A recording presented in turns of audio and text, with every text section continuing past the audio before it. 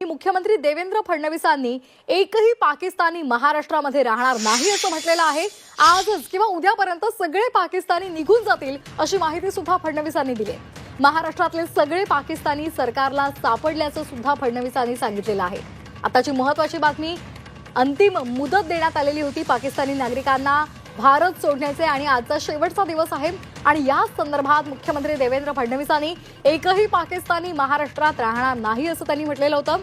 आजच किंवा उद्यापर्यंत हे सगळे पाकिस्तानी निघून जातील असंही फडणवीसांनी म्हटलंय। त्याचबरोबर महाराष्ट्रातील सगळे पाकिस्तानी सरकारला सापडल्याचं सुद्धा त्यांनी सांगितलंय। आपल्याला गृहमंत्री म्हणून सांगतो आहे, कृपया याच्यावर उलट्या सीध्या बातम्या करू नका। कोणी 107 नागरिक हरवले आहेत, एकही हरवलेला नाही। जेवढे पाकिस्तानी नागरिक आहेत ते सगळे सापडलेले आहेत, सगळे बाहेर चाललेले आहेत, सगळ्यांची घालवायची व्यवस्था केलेली आहे। एकही पाकिस्तानी नागरिक या ठिकाणी राहणार नाही।